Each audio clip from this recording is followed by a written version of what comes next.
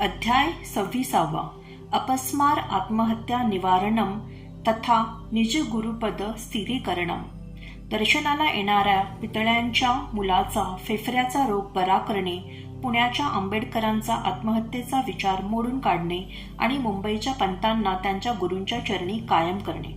श्री गणेशाला नमस्कार असो, श्री सरस्वती देवीला नमस्कार असो, श्री गुरु महाराजांना नमस्कार असो, श्री कुलदेवतेला नमस्कार असो, श्री सीता व श्री रामचंद्र यांना नमस्कार असो, श्री सद्गुरु साईनाथांना नमस्कार असो.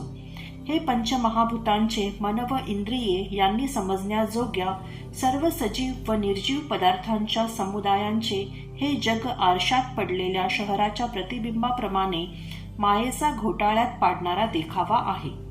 खरोखर पाहता आत्मस्वरूपता ओवलेले हे विश्व उत्पन्न झालेले नसते, तरी पण ते आत्मस्वरूपी स्थित असलेले सजीव व निर्जीव जग उत्पन्न झालेले उद्भूत भासते. जे जे काही आरशात दिसते ते वास्तविक तेथे नसते. जसे झोपेत मनाची प्रवृत्ती असेल त्याप्रमाणे दृश्य दिसते, परंतु जागे झाल्यावर ते नाहीसे होते. जागृतावस्था प्राप्त झाली की स्वप्नात अनुभवलेला संसार वितळून जातो आणि सद्गुरूकडून महावाक्याचा उपदेश झाला की अभेद ज्ञानाच्या आनंदाचा प्रकाश प्रगट होतो. जगाचे अस्तित्व प्रगट होण्याचे व कशावरही अवलंबून न राहणारे सत्ता केंद्र असा जो ईश्वर स्वरूप गुरुरूपी आत्मा, तो जेव्हा प्रसन्न होतो तेव्हाच याची प्रचिती येते.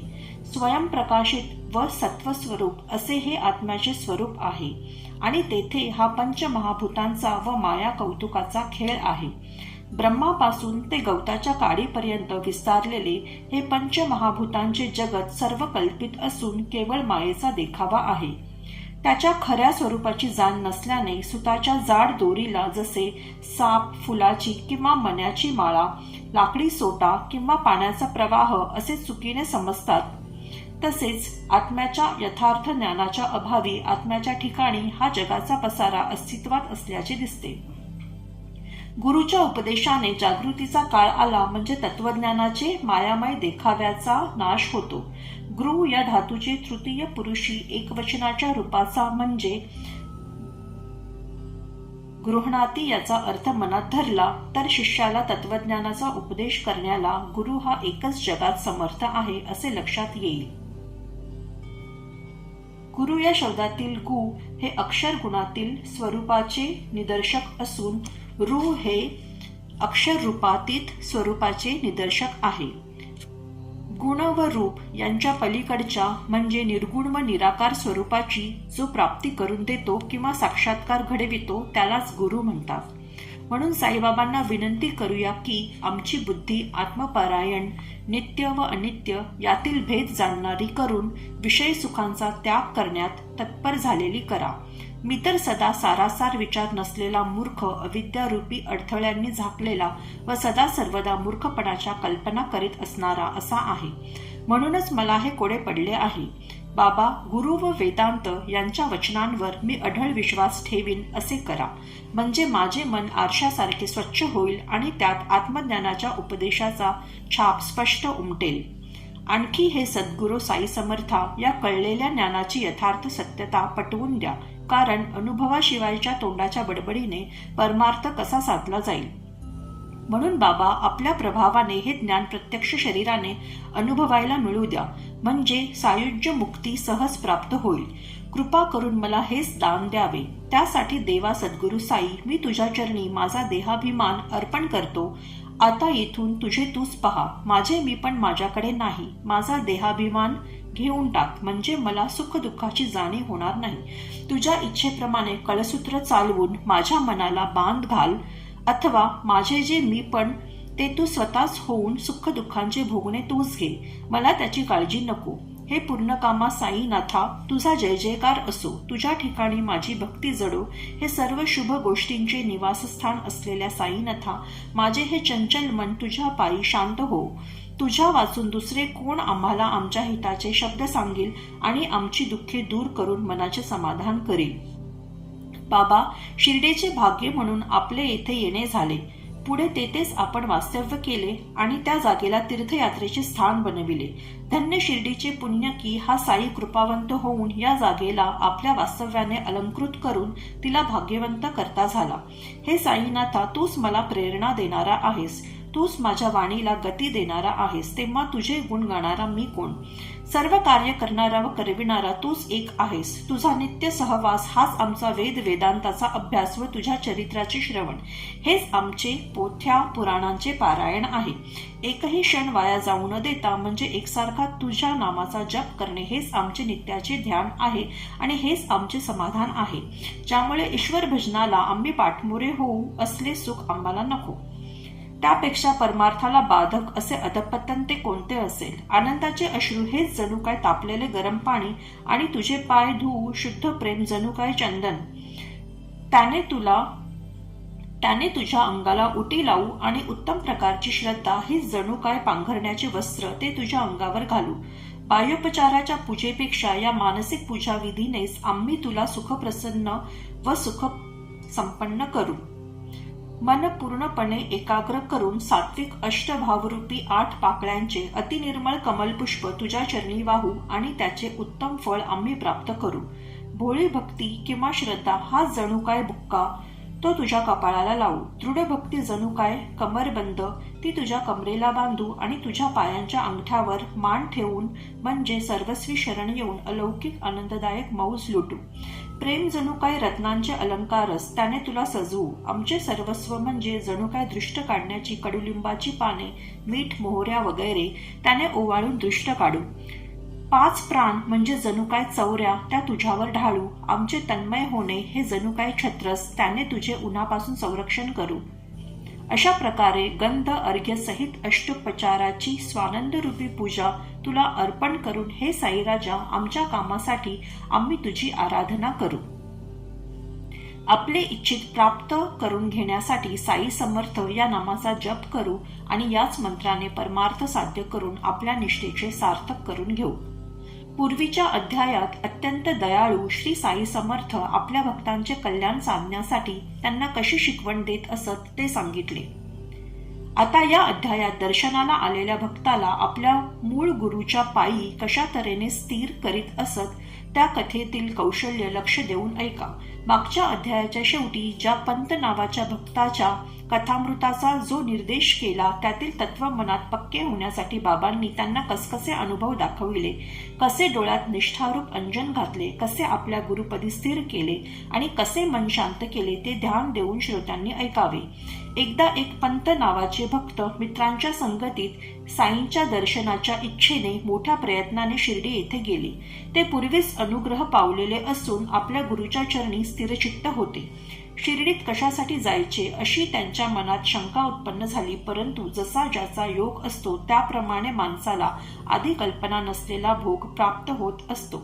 पंतांना साई दर्शनाची संधी चालून आली आणि ती हटकून सुखकारक ठरली. आपण एक योजना आखतो पण ईश्वराच्या मनात दुसरेच काही असते. अदृष्टापुढे काही चालत नसते. कसे ते स्वस्थ चित्ताने ऐका. शिर्डीच्या प्रवासाला जाण्याचे ठरवून कित्येक मंडळी सगळी आनंदाने एकत्र जमून आगगाडीत बसून आपापल्या ठिकाणाहून निघाली होती. ही मंडळी जेव्हा गाडीत चढली तेव्हा तेथेच अकल्पितपणे हे पंतही बसलेले होते. बोलता बोलता पंतांना त्या मंडळींचा शिर्डीला जाण्याचा बेत कळला. त्या मंडळीत पंतांचे काही स्नेही व विहिणी व्याही होते. पंतांच्या मनात मुळीच नसताना ओढून ताडून त्या मंडळींच्या शिर्डीला जाण्याच्या आग्रहात ते सापडले.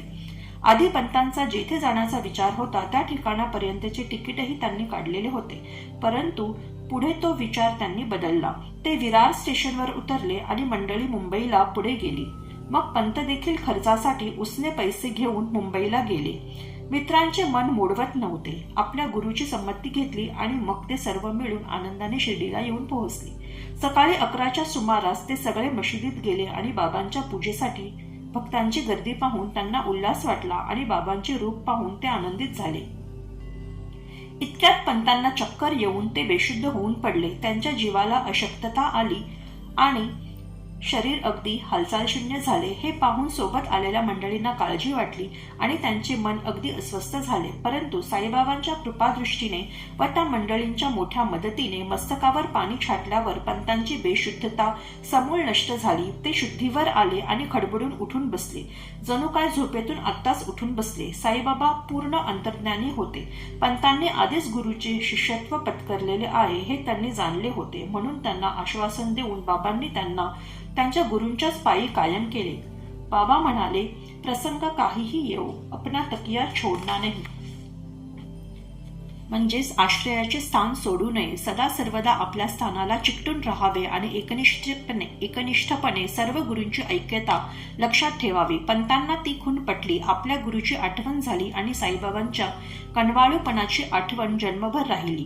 तसेच एक मुंबईचे हरिश्चंद्र पितळे नावाचे गृहस्थ, त्यांचा मुलगा फेफऱ्याच्या दुखण्याने पिडलेला असल्याने फार त्रासून गेलेले होते. देशी विदेशी डॉक्टर झाले पण काही एक उपाय चालला नाही. सर्वांचे प्रयत्न हरलेले पाहून शेवटी साधू संत राहिले. सन 1910 साली दासगणूंची कीर्तने सुरू झाली आणि श्री साईनाथांची कीर्ती पसरून शिर्डीची यात्रा वाढली. शिर्डी कोठले कानाकोपऱ्यातील गाव, परंतु मोठ्या भाग्याचे होते.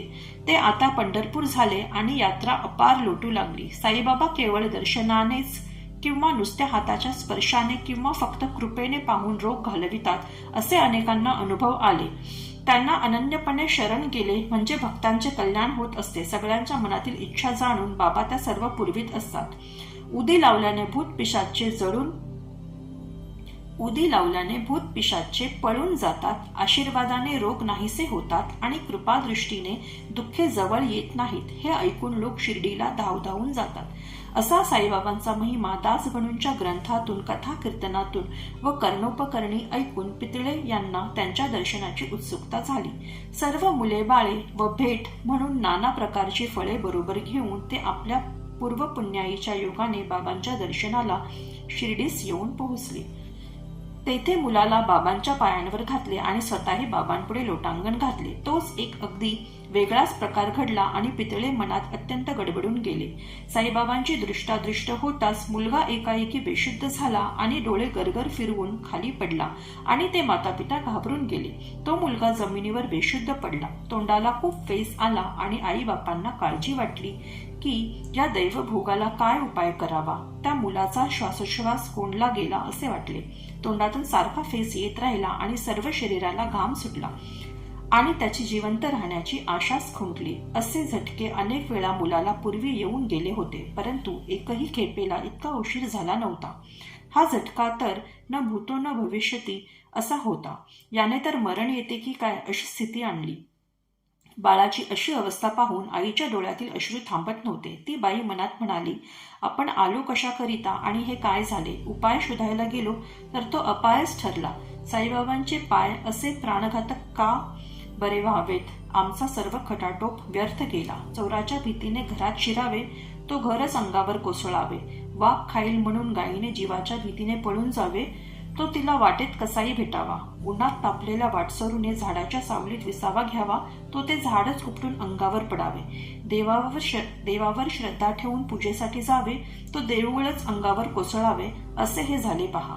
बाबा मग त्या पितळे मातापित्यांना आश्वासन देत म्हणाले, थोडा मनात धीर धरा. त्याला नीट काळजीपूर्वक उचलून न्या. त्याची शुद्धी परत येईल. मुलाला आपल्या निवासस्थानी घेऊन जा. एक घडी भरली की त्याच्या शरीरात प्राण येईल. आता उगीच घाई करू नका. असो. पुढे त्यांनी तसे केले आणि बाबांचे बोल खरे झाले. कुटुंबासह पितळ्यांना आनंद झाला आणि त्यांच्या मनातल्या कुशंका पार विरघळून गेल्या. मग पितळे आपल्या पत्नीसह बाबांच्या दर्शनाला आले आणि अत्यंत नम्रपणे त्यांनी साष्टांग नमस्कार केला. आपला मुलगा उठलेला पाहून आभारपूर्वक मनात आनंदित होऊन ते बाबांचे पाय दाबीत बसले. मग बाबांनी त्यांना हसत हसत विचारले, आता तरी त्या शंका कुशंकांच्या लहरी शांत झाल्या का. जो विश्वास ठेवील आणि धीर धरील त्याचे श्रीहरी रक्षण करील. पितळे मूळचेच श्रीमंत चांगल्या कुळातले व लोकात प्रसिद्ध पावलेले होते. त्यांनी बाबांना फळपान अर्पण केले आणि जमलेल्या लोकांना मेवा मिठाई वाटली. त्यांचे कुटुंब फार सात्विक, प्रेमळ, श्रद्धाळू व भाविक होते. त्या बाबांकडे टक लावून मशिदीत खांबाजवळ बसत असत. बाबांकडे पाहता पाहता त्यांचे डोळे अश्रूंनी भरून येत असत. असे सारखे होत असलेले व त्यांच्या प्रेमाची नवलाई पाहून बाबासुद्धा आपले भान अगदी विसरत असत. जसे देव तसे संत, तेही भक्तांच्या अगदी ताब्यात असतात. त्यांना जे अनन्यपणे भजतात त्यांच्यावर ते कृपा करतात. असो, ती मंडळी जाण्यासाठी निघाली आणि मशिदीत दर्शनाला आली. बाबांची आज्ञा व उदी घेतली आणि निघण्याची तयारी केली. इतक्यात बाबांनी खिशातून 3 रुपये काढले आणि पितळ्यांना जवळ बोलावून काय म्हणाले ते ऐका. बापू, तुला मी पूर्वी 2 रुपये दिले होते, त्यात हे 3 ठेवून यांची पूजा करीत जा, तुझे कल्याण होईल. पितळ्यांनी हातात रुपये घेतले आणि बाबांचा प्रसाद म्हणून त्यांचा आनंदाने स्वीकार केला.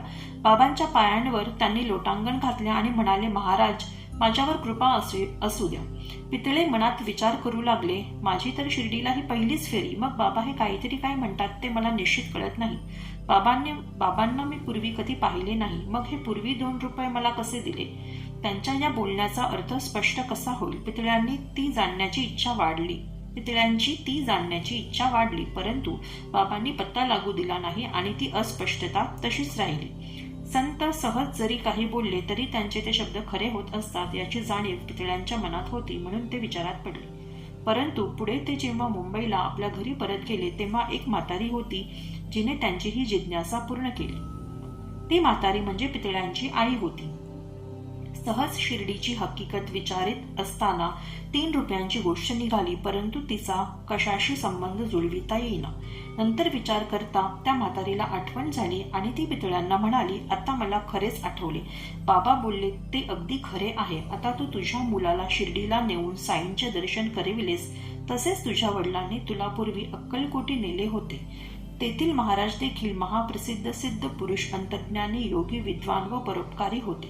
तुझे वडीलही आचरणाने शुद्ध होते. तुझ्या वडिलांची पूजा घेऊन ते योगीराज प्रसन्न झाले होते आणि त्यांनी प्रसाद म्हणून 2 रुपये पूजन अर्चन करण्यासाठी दिले होते. ते 2 रुपये तुमच्या देवदेवतांच्या पूजेत होते आणि तुमचे वडील अत्यंत श्रद्धेने नियमितपणे त्यांची पूजा करीत होते.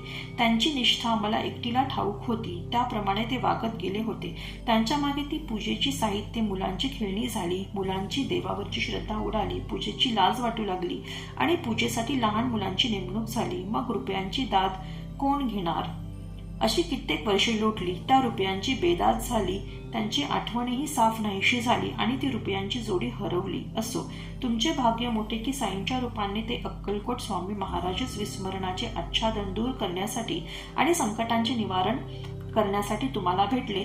तरी आता यापुढे चुकीच्या खोट्या कल्पना सोडून द्या. आपल्या पूर्वजांच्या आचरणाकडे लक्ष द्या. चुकीचे व्यवहार करू नका.